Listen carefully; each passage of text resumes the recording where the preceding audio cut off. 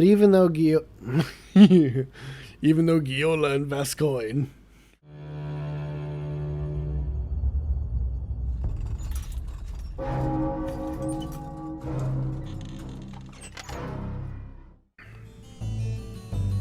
Why, hello there, and welcome to The Hunt. For this episode of The Hunt, we're going to be taking a look at the character Father Gascoigne and his family from Bloodborne. And we are going to take a look at Gascoigne's different stories. Different community members have covered Gascoigne, and we're going to take a look at sort of what his canon story is, and where different creators have different articulation points and how they interpret his story and his role in Bloodborne.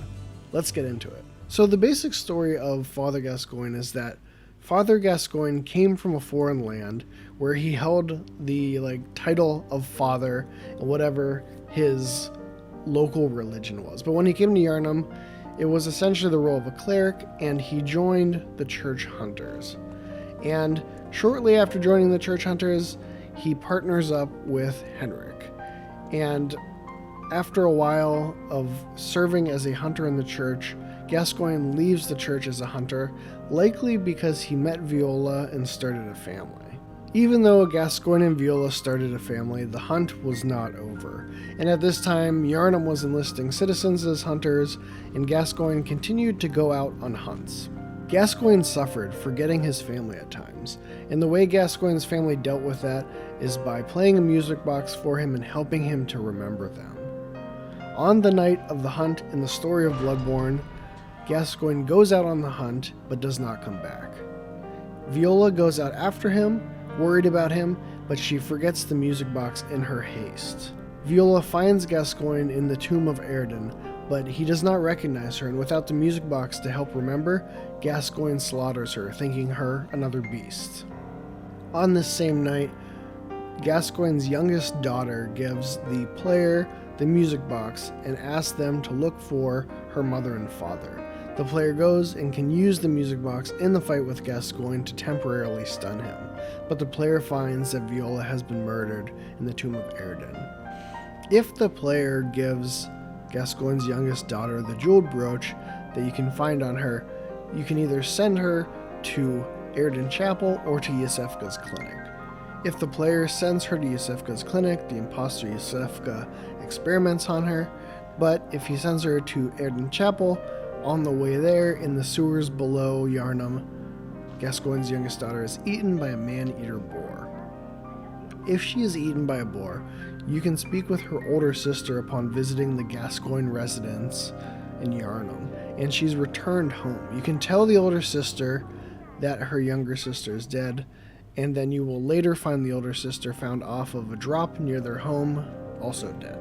Gascoigne's partner Henrik is found blood drunk in the tomb of Erden, and the player and or Eileen can take him out. And that is the basic story of Gascoigne and his family. So there were a few different articulation points where different interpretations of creators vary. The first articulation point is why Father Gascoigne came to Yharnam from his homeland. And Vadi puts forth, and many other creators put forth, that maybe he was seeking blood ministration for an illness of some sort. And Vadi also puts out there that he could have also been inspired by the church. As a father, maybe he was inspired and he came and he wanted to serve the healing church. Redgrave puts a slightly different spin on this, and he puts forth that Gascoigne came to Yharnam for blood ministration for a mental health condition. And the next bit of information isn't exactly an articulation point, but I wanted to add that Silvermont, in his video about Gascoigne, puts forth that Gascoigne may have been associated with the black-garbed church hunters, possibly as preventative care, due to the dark clothing he wears and just his role as a hunter and how he seems to be hunting out those who may turn into beasts. And Silvermont gets into the darker side of the church and how you didn't even really need to be presenting as a beast in order to be hunted down by the black-garbed church hunters, and how that gives some additional shade to Gascoigne's time with the church hunters. The next articulation point is Gascoigne partnering up with Henrik, and Henrik's tragically long life. Vadi puts forth, and Redgrave puts forth, that Henrik's daughter is Viola, and that they're all related to each other, essentially, that Henrik is Gascoigne's father-in-law. Silvermont, on the other hand, thinks that maybe Henrik is just a family member. The reasoning for all of this is that Gascoigne's youngest daughter refers to her mother, her father, and her granddad. And Vadi and Redgrave take that as him literally being the grandfather and being Viola's father, or Silvermont, on the other hand, thinks of it more as a title, like you might have an uncle or a grandfather who's not your grandfather, but is sort of an honorary title because they're so close to the family. And then regarding Henrik's tragically long life, Redgrave and Vadi also seem to agree that Gascoigne perhaps convinced Henrik to imbibe blood, and that it is the blood ministration that, extended Henrik's life. And they speculate that this living tragically long has to do with the fact that he's living longer because of this old blood. I personally think it is simpler than that, and I'll present something that I don't see pointed out. I think it is just the fact that you get Henrik's garb after you get the information that, after you've killed Gascoigne and after seeing that Viola is killed.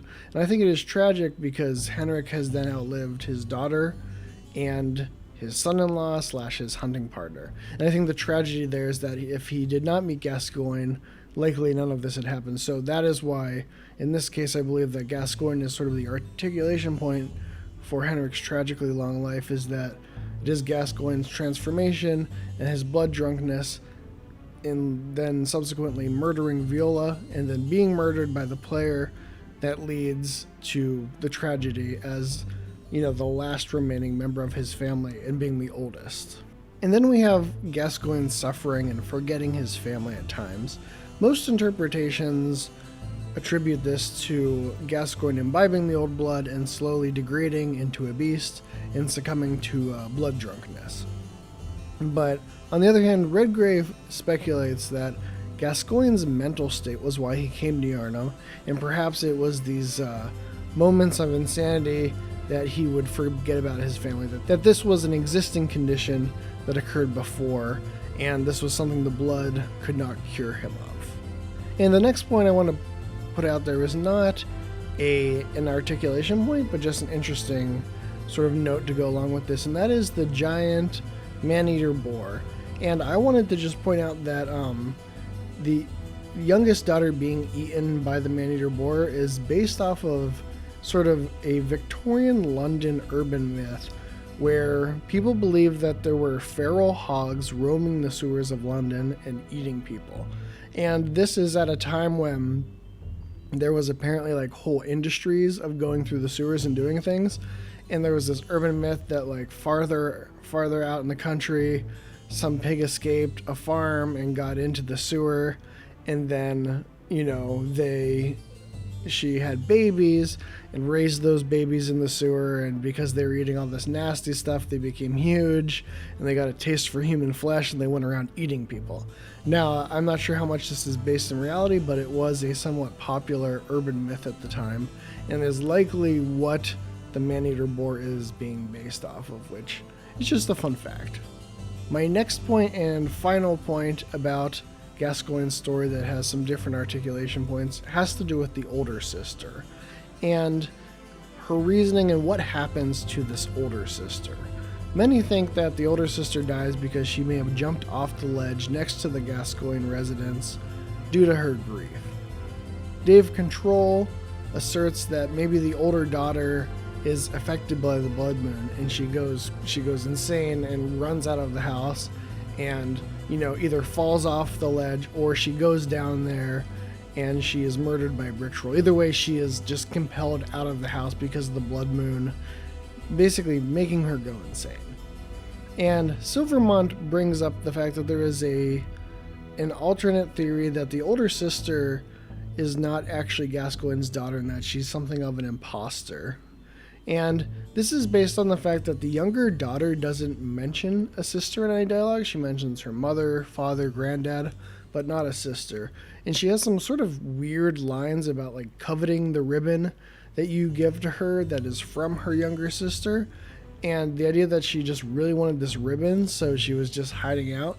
But Silvermont and myself don't really believe this. I think it is an interesting theory, but I just think it fits sort of oddly. It is weird that the younger sister does not mention the older sister, but I think that plays into some of the tragedy of the game, and I don't think that her not mentioning her sister is, 100% means that she doesn't exist. I think it is a situation where the younger sister could have been talking about just adults in her life, and that's who she mentions, who's out there. And another thing just to note is that the voice actors for the younger sister and the older sister of the Gascoigne family are played by real-life sisters, Bo and India Chapman-Haley. So that is also not evidence, but it just seems like you would cast sisters to play these two different voices in the scenario where they're supposed to be sisters in the game. Makes sense to me. And this isn't an articulation point, but I just wanted to recommend a video. I recommend looking at all these different videos. They will all be in the description. But this video also is Illustrated Lore of Gascoigne by Raquel Cornejo. And it's just really unique, and it's really beautiful, and it's a fun watch, and I recommend checking it out. So either way, Gascoigne's family is just really tragic stuff.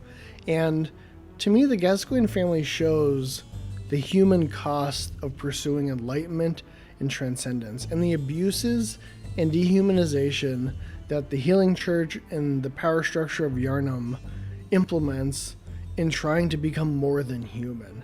And I think it gets at the hypocrisy of how trying to become more than human, in some ways you become less than human, and you succumb to this beasthood because you are going for this base nature, this struggle for power, and those in power have abused those under them and really dehumanized them in just terrible ways.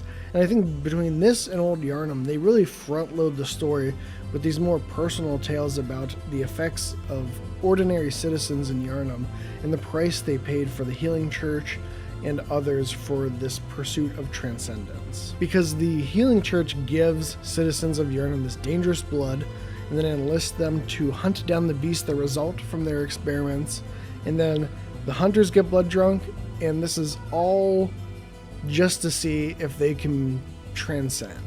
This is all for selfish reasons that they're not really trying to do anything beyond become more powerful. And I just think that is a very compelling aspect of Bloodborne, is how they show who has suffered at the hands of these powerful groups, and how they're all just very selfish in their goals, and that it's no wonder that the cleric beasts, in resisting this beasthood, would become the biggest beast of all, but also how in some ways they have lost their humanity in this bid for transcendence, but they didn't become greater than human. They became these primal beasts just in search of power, and in the process they lost everything, and they murdered many innocent people as a result. So I think Gascoigne is a very compelling story, a great boss, and I hope you enjoyed hearing the different interpretations of Gascoigne's story, and I will see you for the next hunt.